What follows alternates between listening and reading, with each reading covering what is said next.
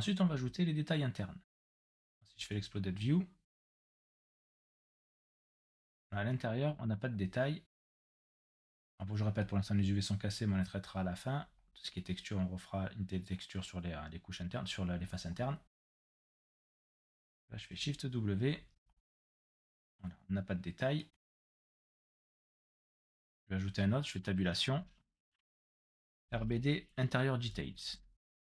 RBD Interior Detail, sans S. Voilà, il va ajouter à l'intérieur, il va ajouter sur les faces internes le détail. Voilà, là, on voit les edges ici. Là, on voit les edges qu'il a ajoutés. On va diminuer le detail size, on va le passer à 0.1. On va avoir plus de résolution. Je vais le passer à 0.1. Là, on a beaucoup de résolution. Pour l'instant, ce ne sera pas nécessaire. On va le passer à 0.5. Pour l'instant, on va garder cette résolution. On pourra l'augmenter par la suite. Et ce qui est bien, c'est qu'on va avoir des faces internes et des faces externes, ce qui veut dire que plus tard, si par exemple je mets un color, ou quand on calculera toutes les couleurs des faces internes, lorsque je mets une couleur, par exemple ici, je vais faire en bleu, et alors, primitive, et on va la mettre sur les faces internes. Et là, on va avoir que les faces internes. C'est un peu cette approche qu'on va avoir pour ressortir toutes les couleurs au niveau des faces internes. Ça, j'ai plus besoin. Donc on a nos deux morceaux. Maintenant, prochaine étape, on va les paquer. On va tirer un lien, on fait tabulation assemble. Et dans le node assemble, on va cocher create packet primitive. Et on a create name attribute qui a déjà coché. Et c'est cet objet-là qu'on va pouvoir envoyer à la simulation. Alors, pas exactement celui-là, on va d'abord créer un proxy. Et ensuite, on va pouvoir s'en servir pour la simulation. On le pack avant. Au niveau du pack, on va transférer un attribut qu'on va avoir besoin, qui est l'attribut V, qui est la vélocité. C'est la vélocité qui va être créée grâce à notre node trail qu'on a mis ici. Si on ne transfère pas l'attribut V, l'attribut de vélocité du trail, on ne pourra pas récupérer la vélocité de l'animation. Donc l'objet va rester sur place et si on active la gravité, il va juste tomber. Mais dans l'espace, on n'activera pas la gravité. Ensuite, je tire un lien, je fais tabulation file cache. Le premier, pas labs file cache, le file cache standard. Je vais le nommer astéroïde underscore 1 underscore static underscore cache. Et je vais le passer en rouge. Pour faire sortir la palette de couleurs, c'est la touche C. Ou alors on peut aller ici, les menus sont ici. Je tire un lien, je mets un nul. Et je le nomme tout en majuscule out underscore astéroïde underscore static underscore géo. Très important. Le géo, après, on va créer des colliders. Et les colliders, on aura d'un côté la géo et de l'autre côté un volume, un VDB. Ce sera pour les collisions au niveau de la simulation. Et le fait d'avoir cette syntaxe qui finisse par géo ou VDB dans le DOP Network, dans la simulation, on n'aura qu'à marquer statique et on aura les deux options, soit géo, soit VDB. C'est un petit chips pour aller plus vite et pas se tromper de nom. Maintenant, on va créer le proxy. Alors, on va partir de l'astéroïde statique géo. Je fais tabulation. On va ajouter un node nul. Et je vais le nommer astéroïde proxy. Je tire un lien. Alors, on va ajouter un node unpack. Parce qu'ici, on a packé la géométrie au niveau du node assemble. On va avoir des paquets de fragments. 836. Et pour utiliser le prochain node, il faut les dépacker. Alors, le prochain node qu'on va utiliser, c'est le convex décomposition. Tabulation, convex décomposition.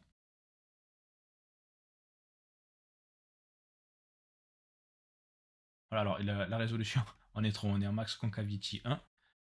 Donc la valeur qui me semblait bien, c'était convex concavity 0.03. En train de calculer. Voilà. L'important, c'est d'avoir vraiment les trous, et c'est cette géométrie Houdini va se servir pour calculer les collisions au niveau de la géométrie. Et ensuite, on va récupérer juste le point au centre, le centroïde, et on va venir copier et coller la géométrie IRES sur ce point. Ici, on est à 138 000 polygones. Et si on passe alors la version qui est non paquet, on est à 193 000 polygones. Donc on a gagné pas mal de polygones déjà. Alors je vais dupliquer mon file cache ici. Et je vais le connecter là. Alors, on va faire juste une petite correction avant de sauvegarder. Ici, j'ai complètement zappé. Alors, ce qu'on va faire, on va supprimer le heap name, j'en ai pas besoin. On va juste checker si dans save, voilà, j'ai harden base name on save, celui-là on le décoche. Parce que sinon, le $west ne va plus fonctionner, il va écrire directement en dur. Et quand on va le dupliquer, il y aura le même nom et ça va écraser l'ancien file cache. Donc ça, à décocher. Catching. Ici, on va décocher time dependent cache. Et là, on est tout bon. Save to disk. Load from disk. Alors là, ça a fonctionné parce que j'avais pas encore sauvegardé, il n'était pas coché load from disk. Donc là, on est bien sûr le cache. Celui-là, je le supprime. Et maintenant, je peux dupliquer du command créer. Et je le connecte bien au convex décomposition. Donc celui-ci, ça va être par contre le proxy. Astéroïde 1, proxy static cache. Et maintenant, je peux faire un save to disk. Alors, ce qu'on va mettre juste avant, je voulais aller trop vite, on va pareil, on va mettre un autre assemble. Parce qu'il faut le paquet aussi. Dans le node assemble, on va cocher create packet primitive. Par contre, on ne va pas cocher create name attribute.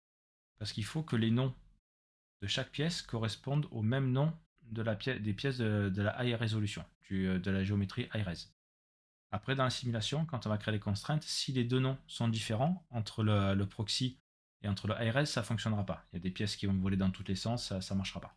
Alors pour tester rapidement, je vais tirer rien depuis l'astéroïde géo statique. Je fais tabulation, RBD solver, RBD bullet solver, celui-là. C'est juste pour tester, après on va construire le nôtre. Dans la troisième input, dans l'input 3, on met le proxy. Sélectionne. Alors, je fais échappe, il ne faut pas sélectionner, du coup, parce qu'on est sur la frame 168. Donc, avant d'afficher le flag bleu, on met start frame, on va le mettre à la frame 159. Comme ça, la simulation part à la frame 159. Et si je fais play, on voit, il calcule Boolean Fracture. Normalement, elle est calculée, elle est cache. Donc là, on va régler ce souci. Ok. En fait, c'était comme j'ai une deuxième fenêtre sur le côté, et même que je ne sois pas dans le même menu, c'est la deuxième fenêtre d'exemple, en fait, il a du mal et il recalcule tout. Donc j'ai fermé l'autre fenêtre et ça fonctionne. Donc nous, on n'a rien à changer sur le setup. Je vais faire reset simulation. Si je fais play, voilà, donc vous de votre côté, ça devrait aller. On va mettre juste un petit collider. Je repasse à la frame 159. Sélectionne Bullet Solver. Dans collision, on va aller dans Ground Collision. Type, on va mettre Ground Plane. Alors le Ground Plane est infini. Même s'il s'arrête là, il continue indéfiniment. Là, si on fait play, l'astéroïde va s'écraser. Voilà, sur le sol. Alors c'est normal qu'au début, on ait un petit peu de cassure avant qu'il touche ici. Voilà, cette frame là, il n'a rien touché. Mais on voit que c'est déjà cassé, c'est parce qu'on n'a pas encore mis les contraintes. C'est normal, il n'y a pas de constraintes. Donc il se détache automatiquement. Ça semble fonctionner, on n'a pas de débris qui volent un peu dans tous les sens, donc ça veut dire qu'au niveau des noms, on est OK. Donc maintenant, pour vous montrer pour l'exemple, alors faites pas ce que je fais, juste pour l'exemple, je récupère l'assemble, je vais cocher Create Name Attribute. C'est juste pour l'exemple. Un reset simulation. Là, normalement, ça devrait faire un peu n'importe quoi. Oui, voilà, on a des morceaux qui a. Voilà. C'est que les noms entre le proxy et le high resolution ne sont pas bons. Ils ne correspondent pas. Donc en fait, lui, il fait rare, voilà, il fait n'importe quoi. On le voit de suite. Quand il y a un souci, on va avoir la même chose quand on va poser les constraints. Il faudra faire attention aux noms qui correspondent bien, sinon on va avoir ce genre de souci ou une erreur directement qui va pop. Donc là, je décoche Create Name Attribute. Je sauvegarde à nouveau. Et ça devrait être bon. Voilà, là on a bien la simulation qui joue correctement. On n'a plus les pièces qui volent, qui tournent en rond. Donc cette opération, ce qu'on a fait là, on va aussi pouvoir le répéter du coup sur l'autre partie. Sur la partie qui n'est pas destructible, qui doit juste fissurer, mais aussi sur le deuxième astéroïde qui va y avoir en dessous. Donc l'idéal, ce serait de créer un petit subnet. On ira copier-coller, tout simplement, et en input, on mettra le deuxième astéroïde. Donc on va avoir le boolean fracture, le premier qui sépare les pièces en deux. Celui-ci sépare les pièces en deux, on est OK. On fait le split. Ici, on doit avoir pièce 1 et pièce 2. Donc ça, c'est notre setup. C'est vraiment au niveau de la technique, au niveau des contraintes techniques, on va avoir deux entrées. On va avoir un gros morceau qu'on va devoir fracturer, et on va avoir le petit morceau qui, lui, va vraiment se casser dans tous les sens. Tandis que l'autre, le gros, on va juste le fracturer sans l'exploser. Alors, on va sélectionner à partir de l'équipe pièce 1. On va venir sélectionner tout ça jusqu'au RBD Solver. Alors, on ne sélectionne pas le RBD Bullet Solver. Et on clique ici sur le subnet. Create subnet from selected.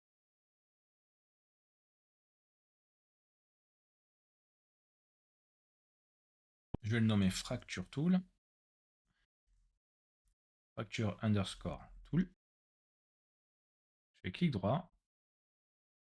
Create digital asset. Alors, author namespace, bon pour l'instant, moi je m'en moque. Add version, celui-là je vais le laisser. Fracture Tool, le nom est très bien. Donc il sauvegarde dans mon dossier utilisateur, préférence. Moi je vais le mettre plutôt dans le dossier.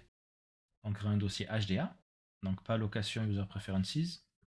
Voilà, $hip / HDA directory. Donc là c'est dans le dossier du projet d'Ujili. Add-t-il catégorie non. Et je fais create. Alors ça, c'est pas grave. Parce que du coup le cache pointe vers l'extérieur. Ok. Donc là on est dans les type properties. On va aller dans save. Check for external node references. Et là je le décoche. Accept. Maintenant ce dont on va avoir besoin. Je fais Shift S pour afficher les liens arrondis. Je mets un petit peu d'espace, voilà. J'appuie sur Alt, clic gauche, il me met un dot.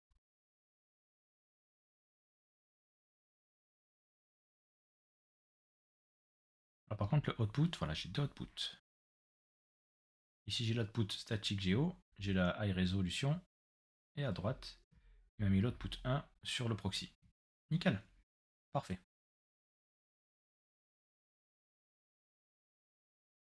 Alors, sur le Fracture Tool, je fais clic droit, Parameters and Channel, Parameters. Pour l'instant, il n'y a aucun paramètre. On va les ajouter. Et ensuite, clic droit, Type Properties. On va aller dans Parameters. Alors, on va récupérer le VDB from Polygon, le voxel size, le scatter. On va récupérer le force total count. Alors par défaut, on va décocher le relax itération. On va pas en avoir besoin. Le Voronoi facture, il n'y a rien besoin de changer. On va laisser par défaut. Là non plus. Le fuse, tout ça, on peut laisser par défaut. Le remesh, on va changer le target size, ça peut être utile. Alors le remesh, il va se faire. Ce sont les cutters internes. Alors on va ajouter un dossier. On va le mettre ici. Le folder name, on va marquer cutters.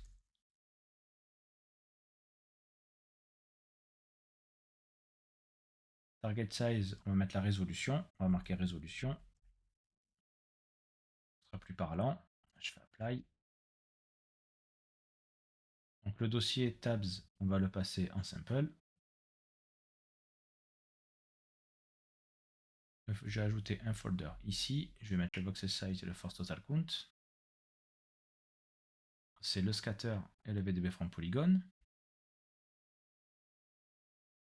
On va nommer le folder scatter. Force total count, on va mettre entre 1 et 1000.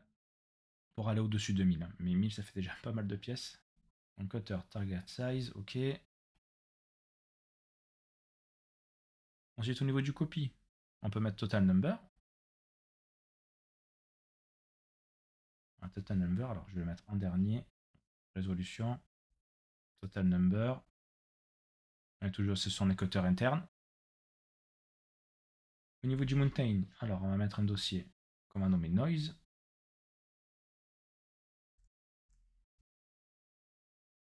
On va mettre l'amplitude et l'élément size.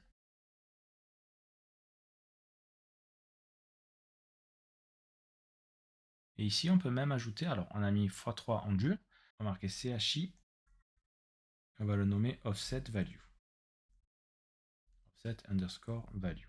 On peut le marquer tout en minuscule de cette façon quand il va créer le paramètre d'interface en cliquant ici. Quand il va créer le spare parameter, il va mettre automatiquement le O majuscule, un espace et un V majuscule.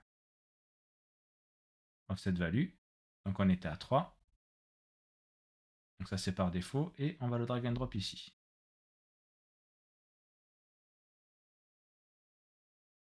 C'est comme ça qu'on va lier cette valeur offset avec le CHI offset value, qu'on va lier ce code vex en fait avec le paramètre d'interface. Les paramètres d'interface qui seront ici. Ensuite, comme d'habitude, j'ai oublié de changer tab, on le met en simple. Scatter aussi en simple. Ensuite, on va avoir Herbal Enter Detail, ok. Celui-là, on va mettre le Detail Size. Alors, on va le drag and drop. Je mets dans le root. Je crée un dossier que je passe en simple. Et je vais nommer Interior Details. Interior Details, Detail, allez, sans S. Regardez le même nom. On va voir la taille. On va voir le noise amplitude qui peut être sympa aussi à tweak. Le noise type. La frequency et l'offset.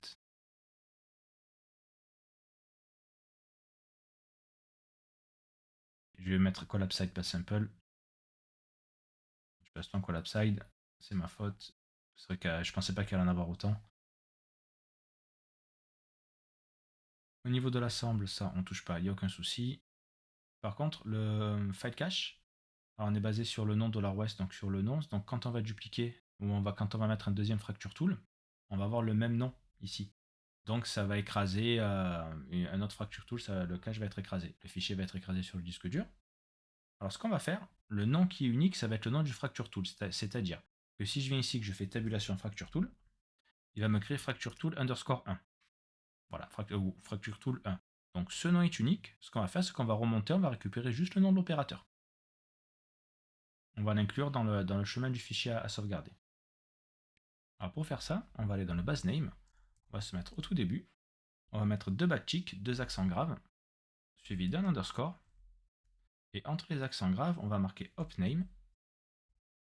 Et entre parenthèses, donc, et j'ouvre les guillemets sur la parenthèse. Et dans les guillemets, je vais mettre deux points. Le premier point, on va remonter au niveau de l'astéroïde Valcache. Et le deuxième point, on va remonter au niveau du fracture tool ici.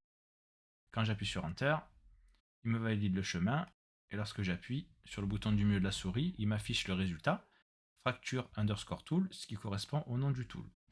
Donc je sauvegarde, je fais clic droit, save note type. De retour après un petit crash. Alors normalement j'en étais là. Si je fais tabulation fracture tool,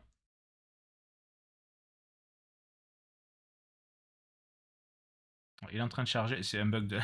J'ai un super bug, j'ai mon fracture tool, là il est en train de mouliner.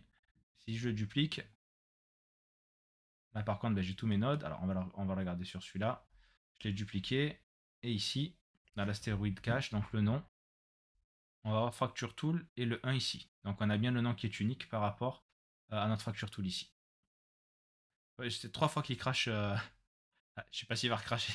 Oui. C'est bon, là c'est bon. Celui-là, j'ai bien les paramètres d'interface. Mais quand je vais à l'intérieur, c'est bon, là il a chargé. Alors qu'il n'avait pas chargé tout à l'heure. Ok. Alors on est reparti. Je vais supprimer celui-là. On retourne dans le Fracture Tool. On va faire pareil pour le deuxième, donc pour le proxy. On va juste ajouter. Alors là, on est sur astéroïde 1, ok. Donc avant le $OS, les deux backticks, underscore, opname, parenthèse, entre guillemets, je remonte de 2 points. Je mets 2 points pour remonter. Je vais faire la parenthèse et normalement, ça devrait être bon. Voilà, Fracture Tool, parfait, il est ajouté. Ensuite, je fais clic droit sur Fracture Tool. Save Node Type. On est tout bon. Alors maintenant, on va faire pareil pour l'autre astéroïde. Alors pourquoi est-ce que j'ai un point d'exclamation ici? Si je fais Save to Disk, c'est bon, le point d'exclamation est parti. Parfait. Donc là, on l'a fait pour l'astéroïde qui vient percuter. Maintenant, on va faire pareil pour le deuxième astéroïde. Alors, cette partie-là, je la laisse en dehors parce qu'elle va être différente selon l'astéroïde. Par contre, la partie suivante où on va fracturer, elle va rester la même. Origname, ok, donc je récupère les deux là. Je le duplique. Après, on optimisera mieux, on passera sur les PGG dans tous les cas.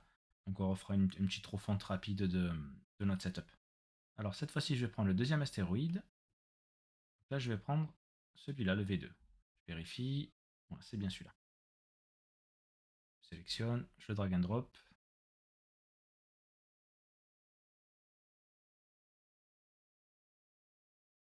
Je vais dupliquer juste cette partie-là aussi.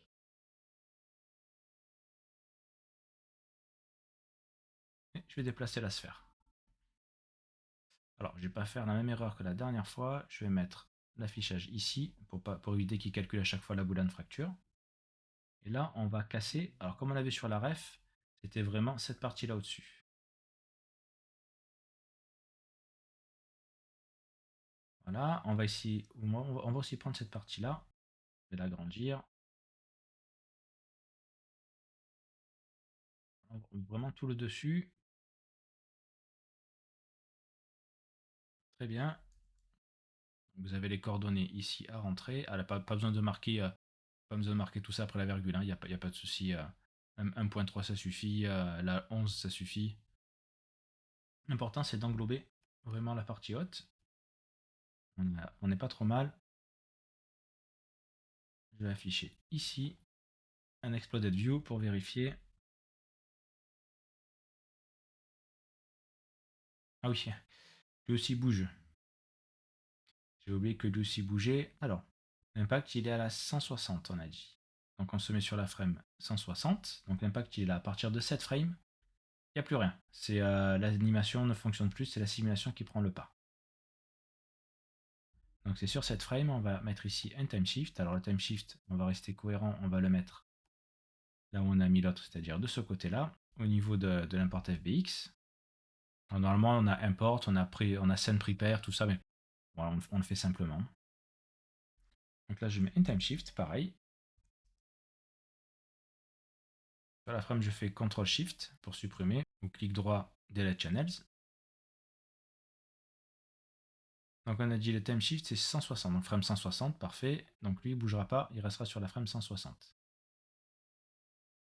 On retourne dans notre deuxième cut.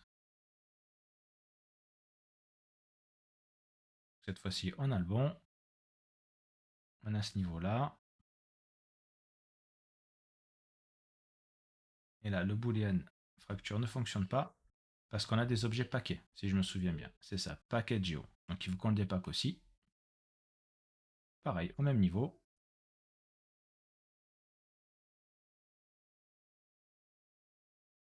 Et là, bah, le boolean a fonctionné parce que j'ai toujours la vue d'afficher là-bas. On a ajouté un unpack. Je préfère faire comme ça, étape par étape, aller-retour, plutôt que juste copier-coller. On m'envoie les problèmes qu'on a au fur et à mesure et on avance. Ça permet aussi de retenir le fait de répéter, répéter. Par contre, quand on passera sur le setup PDG, on ira un peu plus vite vu qu'on aura déjà fait tout nos setup. Donc ici, ça fonctionne. Et maintenant, on va utiliser notre fracture tool. Alors, juste avant, on va mettre le keep pieces. Je vais le dupliquer aussi.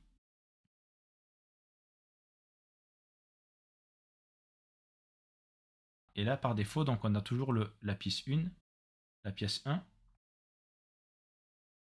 Et la pièce 1, c'est toujours normalement celle qu'il y a dans la sphère, qui est que dans la sphère. C'est du boolean, c'est le boolean qui crée ça comme ça. Qui crée des pièces. Normalement, c'est ça. Si jamais on a un souci plus tard, on ajoutera une option au niveau du HDA pour sélectionner quelle pièce on veut mettre au niveau du split. On mettra le split dans le HDA. Donc là, je tire un lien, je marque Fracture Tool. Je mets le deuxième ici. Alors normalement, ici, il ne devrait rien s'afficher. Il ne devrait rien s'afficher parce que nos files cache en fait, sont sauvegardés, mais pas avec le bon nom. Là, on est sur astéroïde 1. Là, l'op name va afficher la fracture underscore tool 1. C'est pas grave. On va aller dans le fracture tool, lui qui est ouvert avec le cadenas. Celui-là, on le laisse fermer, on ne le touche pas. On va faire clic droit, type properties. On va aller dans parameters.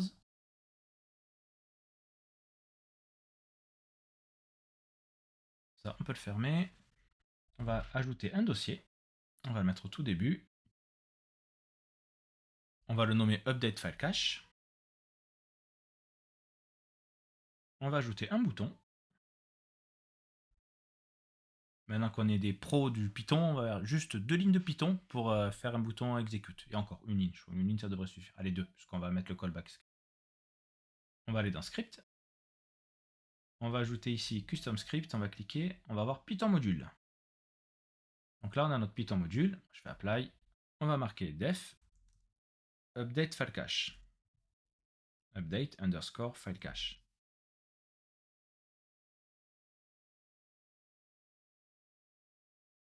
On va juste marquer print OK pour tester si la méthode se lance bien.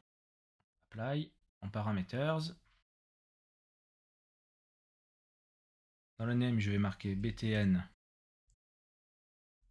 update. FC pour file cache. En label update file cache. Et dans le callback script, on va marquer ou.phm et le nom de la méthode. Le nom de la méthode qu'on a utilisé, c'est update file cache. Apply. Je vais ouvrir le Python shell. C'était quelques lignes. Et normalement, si j'appuie sur update file cache, il va m'indiquer OK, super. Donc ça fonctionne, le lien est bien fait.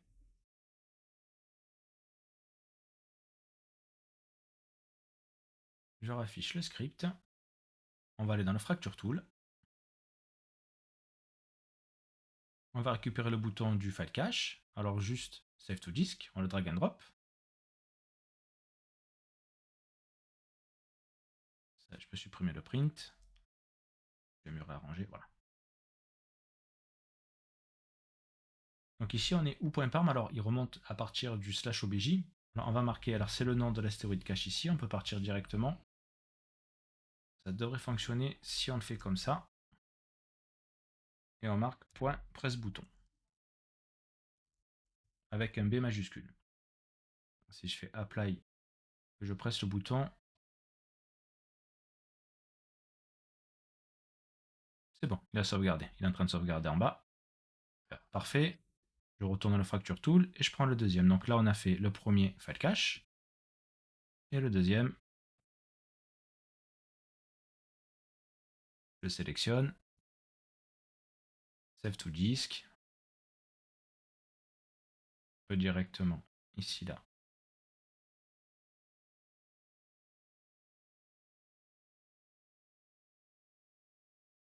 Voilà, presse bouton, apply.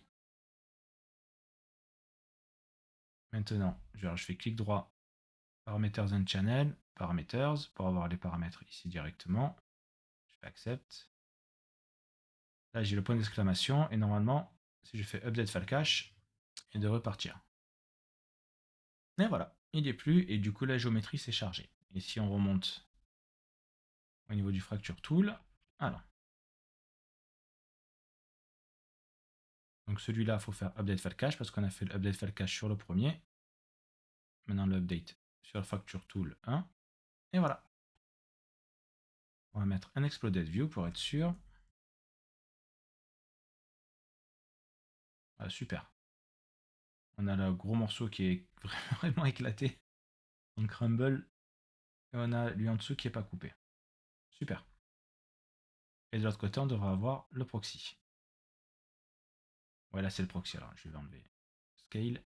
Et là on a bien le proxy. Donc notre tool fonctionne.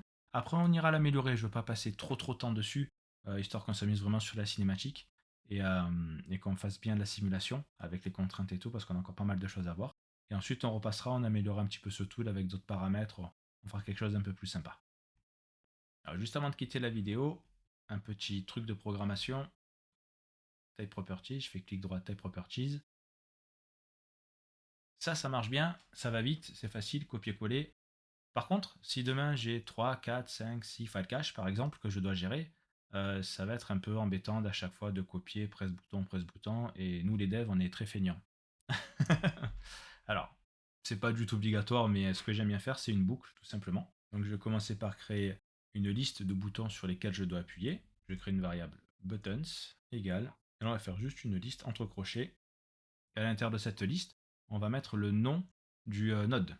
C'est-à-dire ici, on va mettre juste le nom du node. Pas le bouton, pas le execute qui est ici, parce que dans tous les cas, ce sera que du execute qu'on fera. Après, il y a une autre méthode où on peut utiliser un fetch, je ne sais plus exactement le nom, où on va stocker tous les boutons, tous les nodes à l'intérieur et on le lance. Mais vu qu'on est en Python, on centralise notre code ici et puis terminé. Donc on n'a qu'à mettre le nom file cache. Je récupère, je copie, je colle. Ensuite, virgule. Et je mets le deuxième. Et maintenant, on fait juste un for. For B pour button, in buttons. Là, je vais mettre en commentaire avec des jazz. Et ce qu'on va faire, donc le B va renvoyer le nom du bouton. On va avoir le nom du bouton ici. On fait ou.parm. Ensuite, on va faire un format. Je vais marquer F et des guillemets. On va ouvrir des crochets. On va récupérer B, donc le nom ici qu'on va voir astéroïde. Et on va venir marquer /execute. On ferme la parenthèse et on peut ajouter point presse bouton.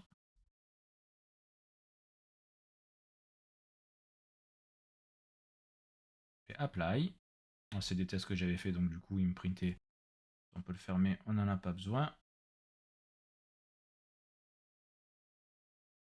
Alors apply, update file cache.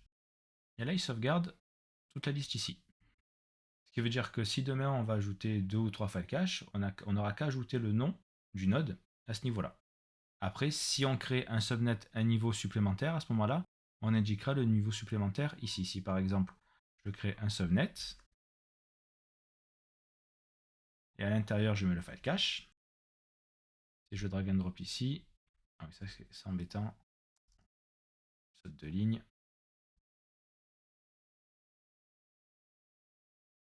Je drag and drop ici. Voilà, on ne va pas être sur simplement file cache 1, mais on va récupérer le subnet 1, donc le nom du subnet dans lequel on a mis. On va simplement l'ajouter ici, avec une virgule à la fin.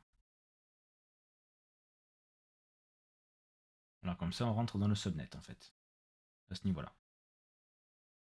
Je peux le supprimer, c'était juste pour l'exemple. Apply, accept. Le subnet, je le supprime. Voilà, et très important, on va venir le sauvegarder. Je fais clic droit, save not type. Normalement, celui-ci s'est mis à jour. Alors, on voit ici update file cache, ok. On va le laisser du coup tout le temps affiché. On va pas le mettre en sample. Maintenant, on est prêt pour la simulation. On va supprimer du coup le premier qu'on avait fait ici, qui est fourni par CDFX, le RBD Bullet Solver. On va créer notre propre Dop Network, dans lequel on va intégrer notre simulation avec les contraintes et tout ce qu'il faut pour que ça fasse super joli. Mais ça, ce sera dans la prochaine vidéo. Là maintenant, c'est dodo. Faut que j'arrête. À bientôt.